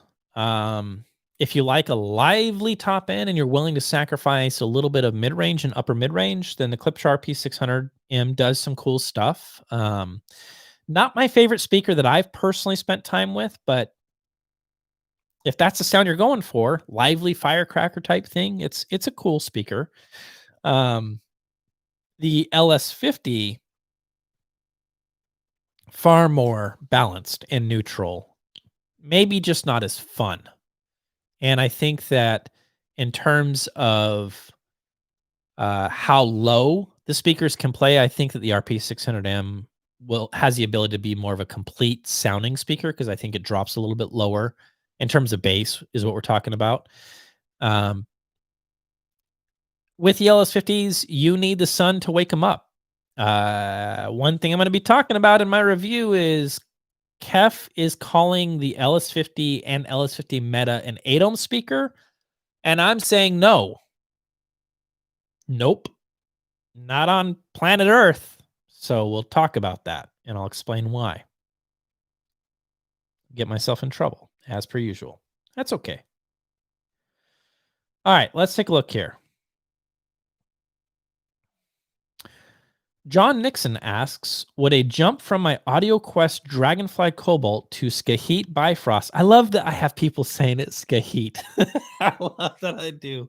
Bifrost multi-bit be worth the $600 or so price if I'm looking for easier highs and muscular presentation using with the Saga Plus Vidar? John, I think it might be. I mean, based on your description, easier highs, that stands out. I don't know about muscular presentation, but the Bifrost 2 is a really it's just a smooth sounding DAC. Might be up your alley, man. Maybe check eBay or all the, where do we sell stuff? US Audio Mart, Audiogon, where else? Check those places. Try to pick one up used. Scott, just to say thanks for awesome content that helped me retain my sanity, if not my pocketbook size through 2020. Scott, the privilege is all mine. Thank you so much for your generosity. Really means the world to me.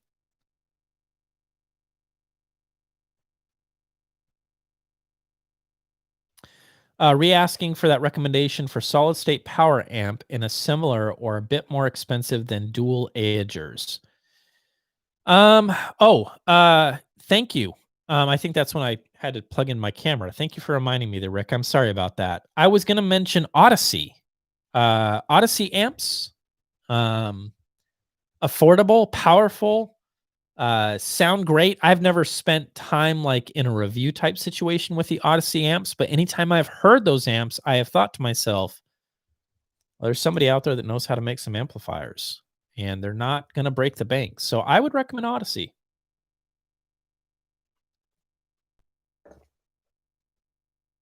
The Ron and Randy audio hour is a blast. Love it. Keep it going, please.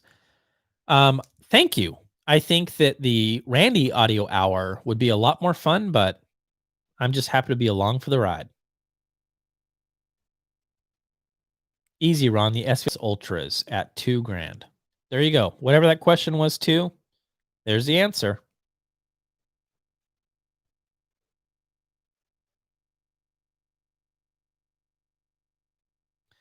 Q500s or Cornwalls for $6K.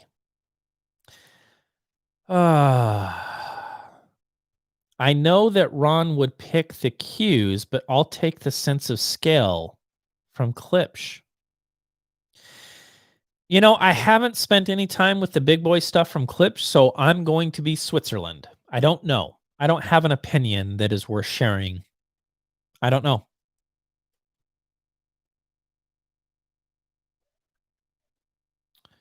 Audio Science Review does not spend enough time listening to the products they review, in my opinion. Okay.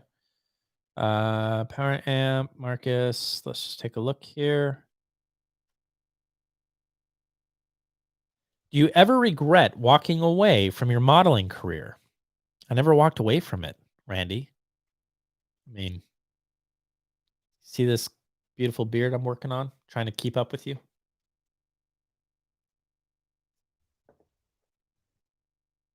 Have you upgraded the crossover NX Auticas? If not, do you plan to? At the time that I bought my NX Auticas, I had the top tier options. It's as high as I can go with my current configuration. And what that means is the tweeter in my NX Autica is the original BG Neo 3 tweeter. Danny now has his own redesigned Neo 3 that is like a GR offering. And I know that the crossover has changed slightly. So I would have to make quite a few changes to catch up. And I don't feel the need to do that at this time. Cheap audio man, not much luck selling tractors. Oh my goodness sakes, that is funny. Have you ever listened to ATCs at the shows? I have, and I liked what I heard. ATC is a brand that I would love to sink my teeth into because I really have liked those speakers from what I've heard. Before I forget, a lot of you guys that enjoy the way that I do sound clips with commentary might evolve into something entirely better very soon. Very soon. Just want to throw that little nugget out there. I've got some exciting things that I'm going to be working on.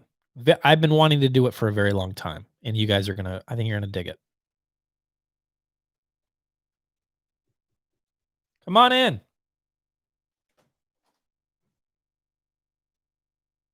What's up, baby? Boo! Oh, you scared me. You got little pom-poms. Well, those are cool. You know, show them to everybody so they can see. Whoa. Who are these guys? Is this daddy and mommy? No, this is Ellie. This is Nat. Oh, Natty and Ellie? Yeah, and I need to make Mama and me and All right. Mama. When you make mommy, make sure it's stinky, okay? No. Okay. All right, let's just take a look here. BS Kef is 4 ohm and needs Maggie level power. Martin is bingo correct. Absolutely correct. Thanks, Ron. Have you listened to any speakers from Tecton? Thoughts on those? Yes, I have heard one speaker from Tecton in-house. I did a review of it. That review is no longer available to watch, unfortunately. I don't know if I would be reviewing anything else from Tecton in the future. The irony in this is that I actually liked that speaker. I'm not going to bother. I'm not going to bother. All right, let's take a look here.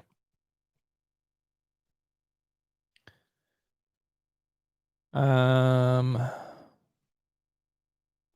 may or may not weigh in. My 1 cent worth. Tectons look ugly, but sound great for the money. You know, it's an interesting looking. A lot of those designs are interesting. You got kind of that whole spider web looking tweeter thing going on, and yeah, they can sound great. They really can. They do a lot of really interesting things from what I remember hearing.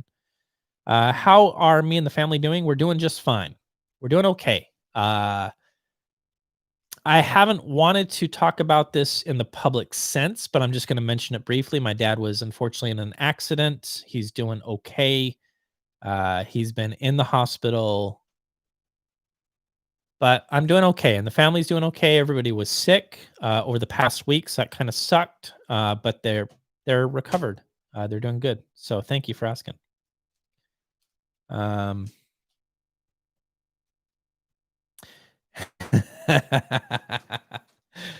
This is jumping all over the place. Let's just take a look here.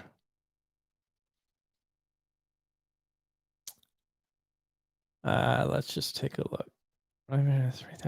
Oh my goodness sakes. Dave G says, Ron, I have inherited 3,000 plus vinyl records from my late uncle. What sort of money would I need to spend to equal CD quality? You just need to play them. That's it, man. If you want to, honestly, Dave, if you want to email me, if you're looking for a table recommendation, just give me an idea of, what your budget is. I'll be happy to flesh that out, or just give me a call. We'll talk about it. Shoot me an email and we'll dive into that. Does SVS Prime Bookshelf benefit from GR Research Update Kit? I don't know if he's done the Prime bookie. Raymond, I think I've seen every single video that Danny's put out, and I don't remember him doing a Prime speaker. Let's take a look here. What would be your recommendation for a relatively smooth and warm sounding floor stander under $1,000? Something good for movies and music. Under $1,000. Something. You guys help me out with this. I'm struggling to think. Under 1,000 is going to be a little bit tricky. Those Prime Pinnacles, the SVS Prime Pinnacles, were a surprisingly smooth sounding speaker, but I know that they're going to be over budget. Let's help out. $1,000, something smooth, warm sounding.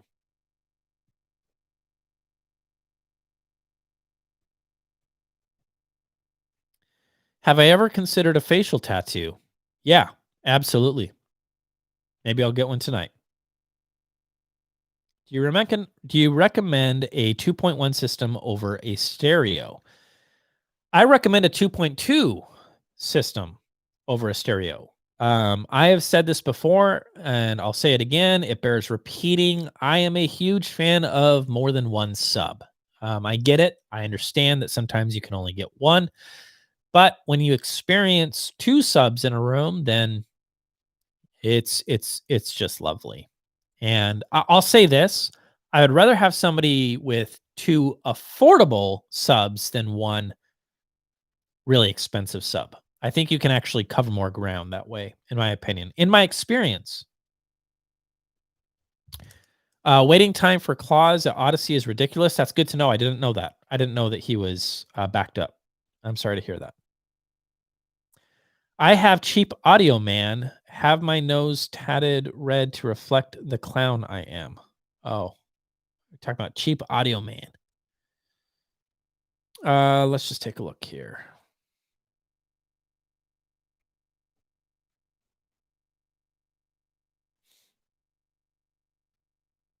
Couple of comments here.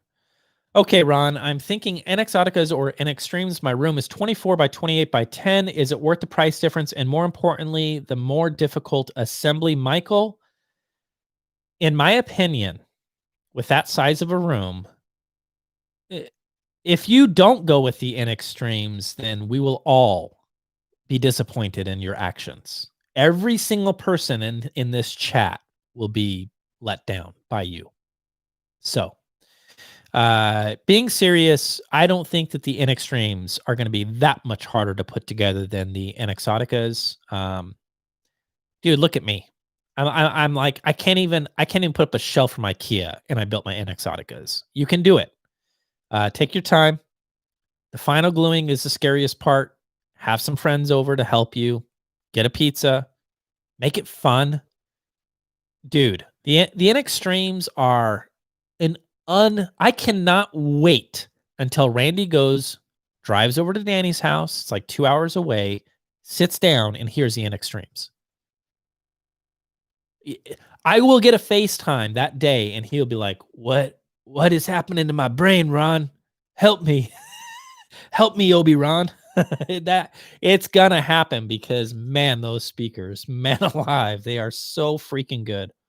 So good. Definitely get the NXtremes. For that big of a room, get the NXtremes. Let's take a look here.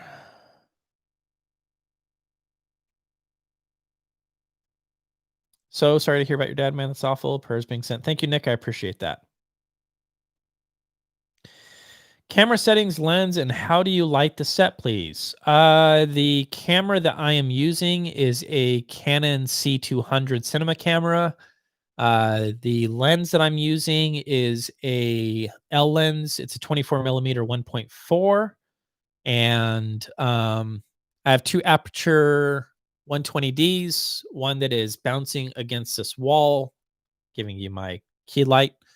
And then the light above me is another aperture light. So yeah, that one there is the one above me. Whoa. All right. Danny has done some of the SVS stuff. That is true, but I don't know if he's done the primes. I'm just drawing a blank. Maybe I'm wrong.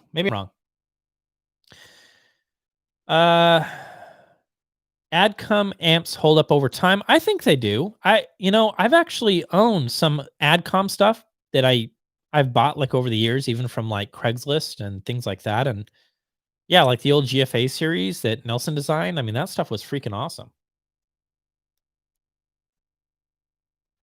How has your photo canvases sound absorber worked out?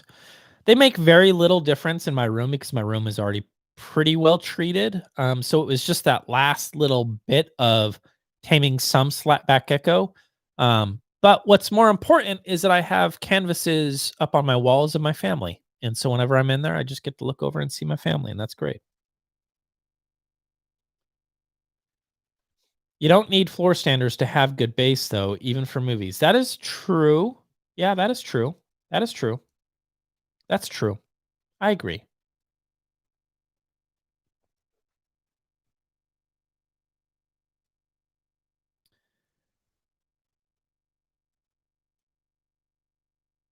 All right, backing up. It jumped up ahead of me. Give me 1 second here.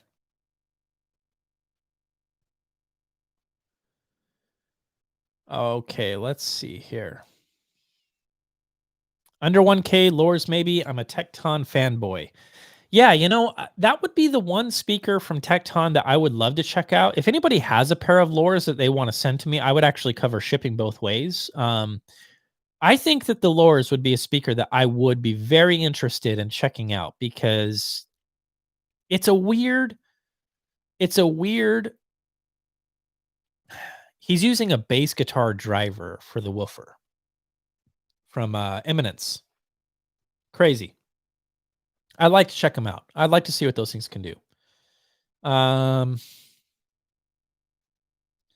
ELAC Unify $600 is quite smooth. I wouldn't really call it smooth, Jeff. I got to disagree with you on that. I wouldn't say that it's a smooth. I mean, it's balanced. I'll give you that. But I think it's more on the detail side of the swimming pool than the smooth side of the swimming pool, in my opinion.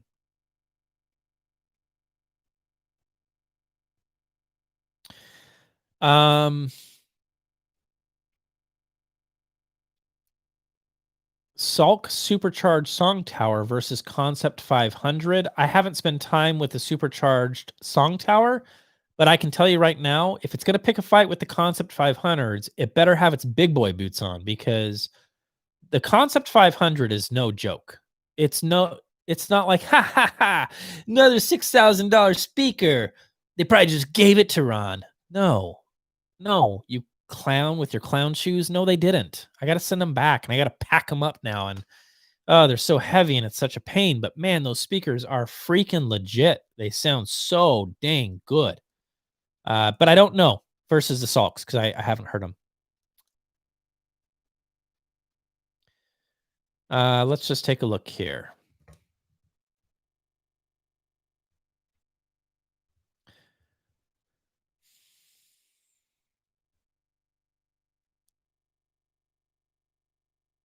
Guys are talking to each other.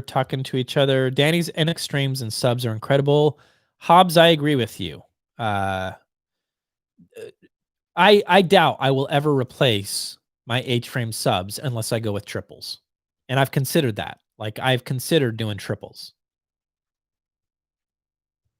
If anyone wants to buy my double frames, that would make it a lot easier for me to just do it.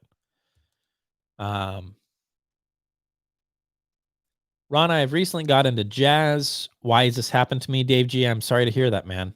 I'll be thinking about you, sending good vibes out there for you, and I hope you recover, man. I hope you make it. We're pulling from you. We're pulling for you. You know what, Dave G, check out Mammal Hands.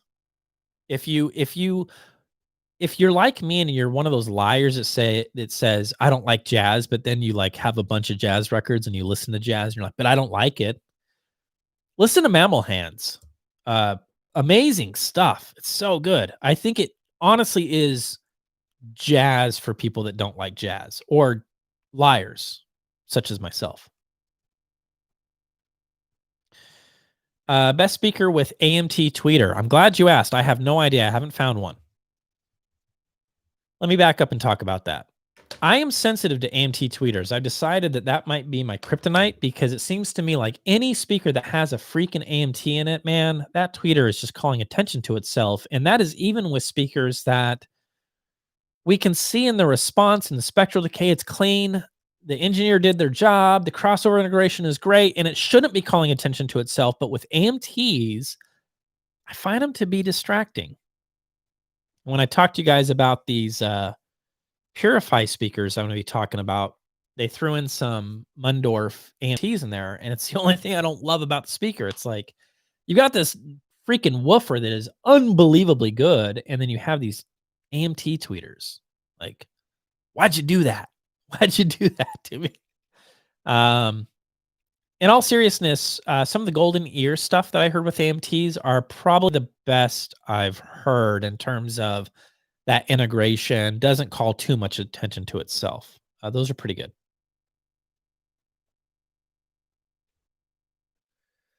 Subjectively, do you prefer products that are voiced to be as neutral as possible, or does that sound too dry or boring to you? Here's the thing that a lot of people need to understand.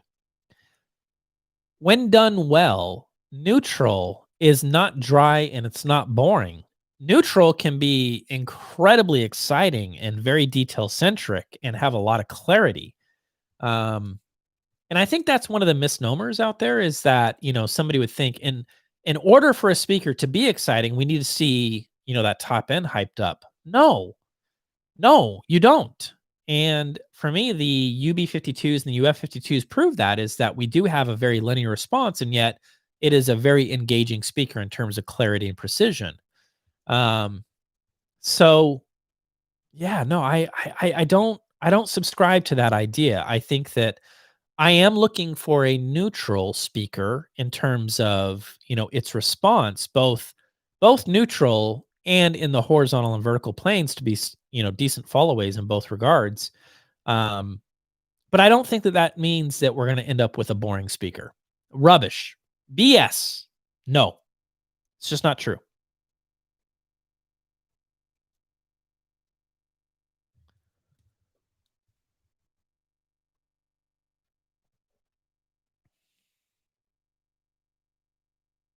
All right, 1 second here, just catching up.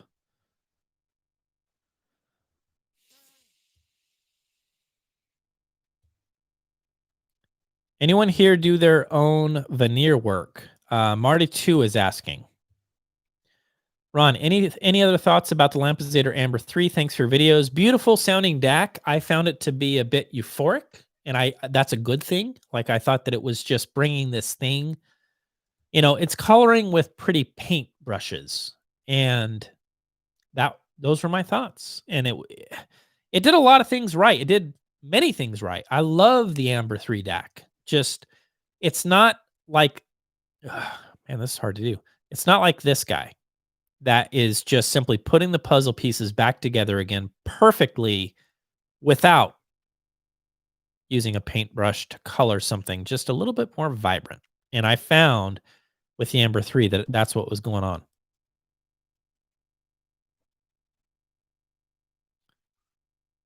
What was my first vinyl record? The first vinyl record that I ever had was some Pearl Jam stuff. My friend Zach bought it for me back when I didn't even know anything about records at all. I think it was No Code. I think was and I still have it, which is cool. Let's take a look here.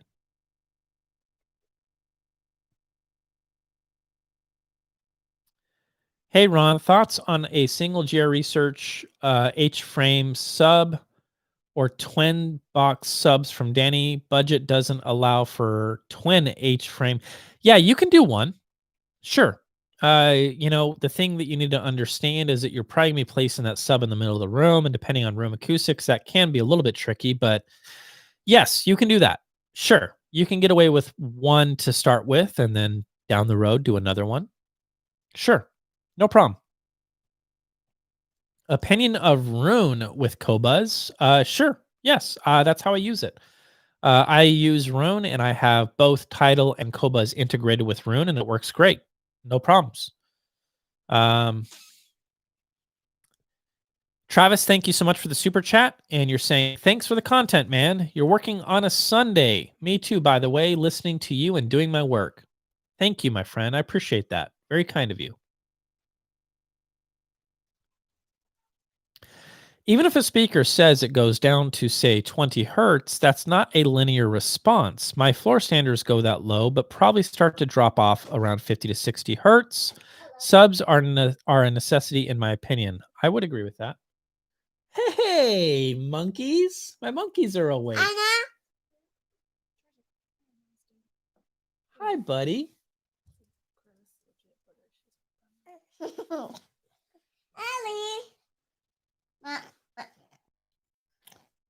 All right. Kids are awake.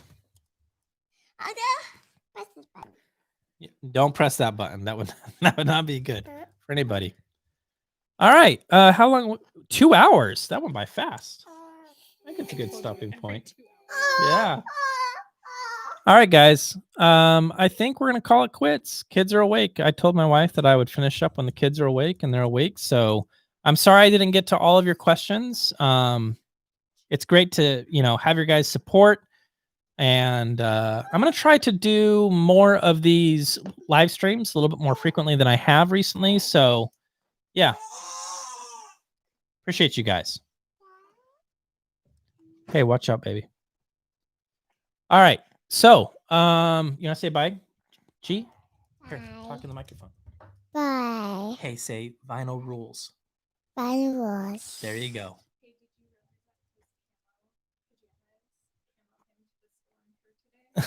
Yeah.